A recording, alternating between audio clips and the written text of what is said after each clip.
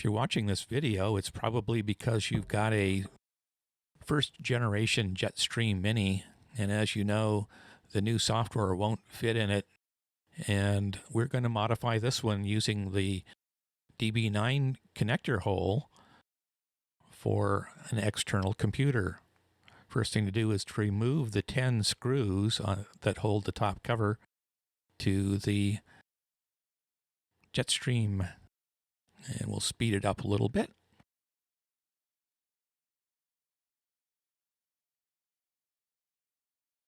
And here we go. We're going to take the top cover off now.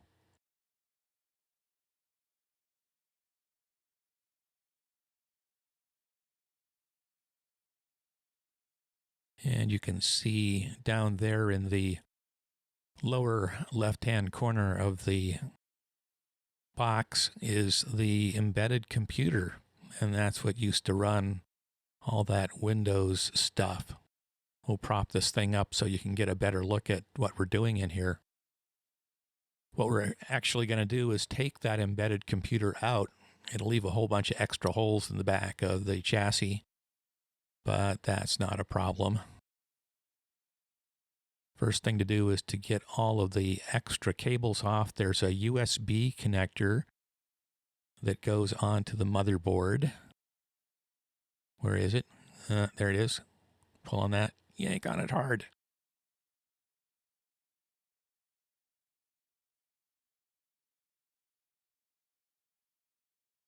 There we go. And there's a power cable. We can detach that.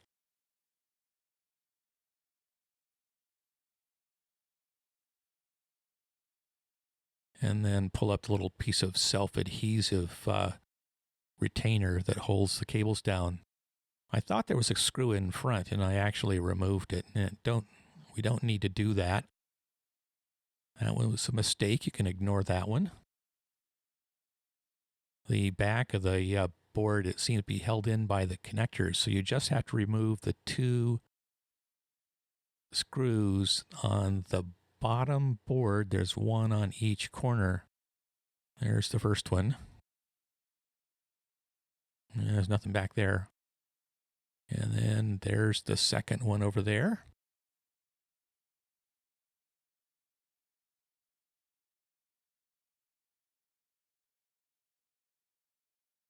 And just lift it up and pull it back out of there.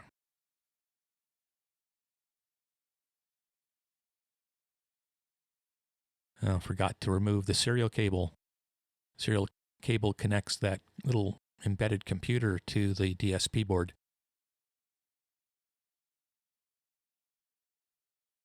Disconnect it, then give that embedded computer a good hard yank, and everything comes out.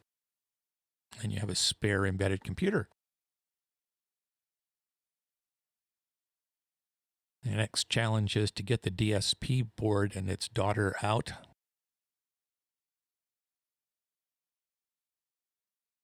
That I find takes a little effort. These cards are held in by connectors in the back that go through the back plate of the JetStream. And, oh yes, here's the serial cable that's going to adapt our DA9 to the little pin connectors in the on the DSP card. And we have the special magical nut goodies that the serial cable screws into. And you only need 5 hands to install this. And there's only space for one, so.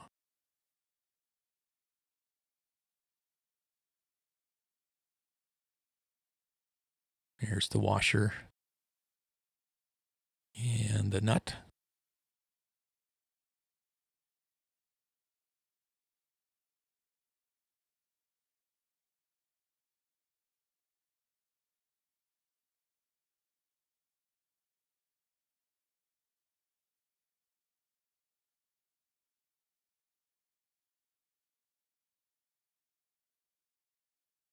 And here's the second one.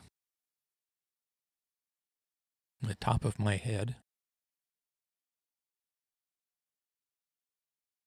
These things come with lock washers, but probably a little fingernail polish or Loctite wouldn't be out of place. I always find that after 2 or 3 trips, tightening and untightening the thumb screws on the serial connectors, that these little magic nut things tend to work themselves loose. And then you unscrew it and you have a nut attached to the end of your connector in an unhandy place, and also you have a loose nut and lock washer wandering around the inside of your piece of equipment, in this case the JetStream Mini. And these I'm going to just tighten up with a much too big wrench, and that'll hopefully hold it down for a while.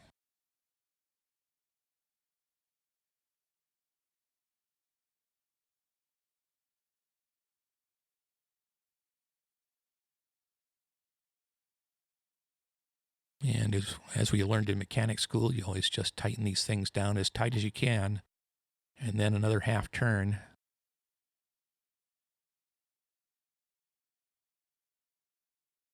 There we go.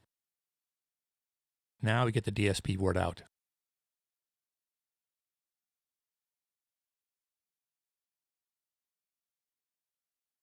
I didn't want to take out the GPIO card because it has so many associated nuts and washers and whatnot on the back panel that I just didn't want to face that challenge. So I'm just going to pull the DSP card out and drag the serial connector that was attached to the original embedded computer board along with it. You got to do a little push and pull and try to be firm but gentle while you're doing this.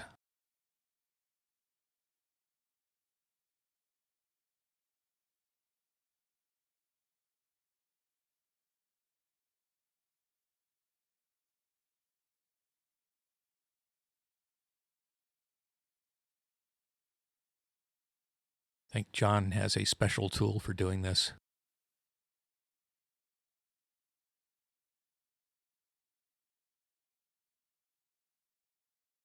But he didn't include one in the kit. There we go. And there's that serial cable I'm getting out with my fingers. And there it is, dangling off the edge.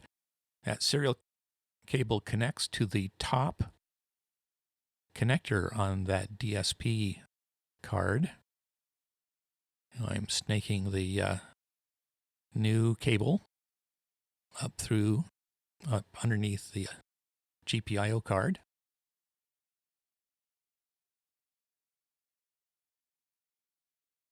And I'll connect that onto the DSP card, onto the top connector there.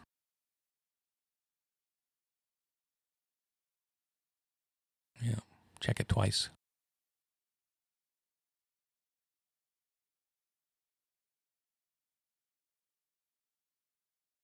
Make sure it's firm, and then do the same thing in reverse. It's just as hard to get back in as it is to get out, so plan some time in your day.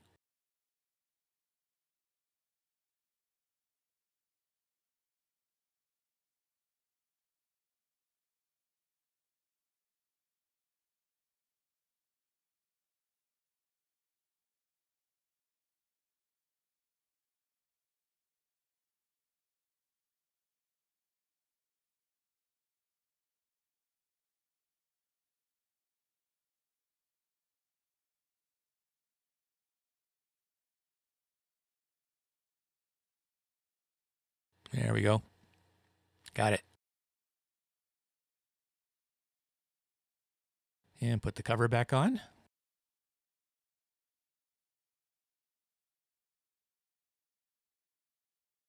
And the 10 screws. I like to start with the 4 on the sides and just kind of start them and not snug them down. And then the other 6 on top, and you can get those going and snug those down as you get them all in place, and then go back and re-snug the ones on the side.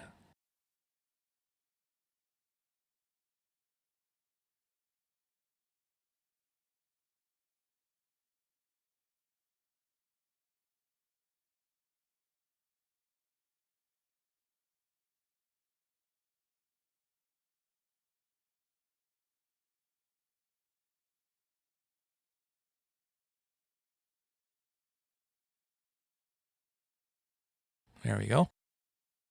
Re-snug the ones on the side, and we're done. Now we have our little external computer. This is a dual-core Intel computer, 64-bit, with 8 gigs of memory and a serial port and 128 gig SSD drive. Just perfect for this application. Bought on eBay, like all good things are. And this is just a serial, male to female serial cable, straight through. Not a no modem cable.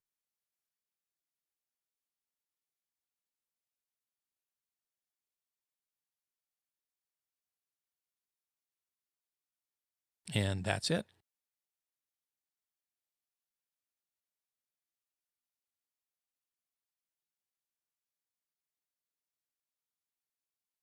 Hook up a display and a keyboard and mouse, and you're rolling.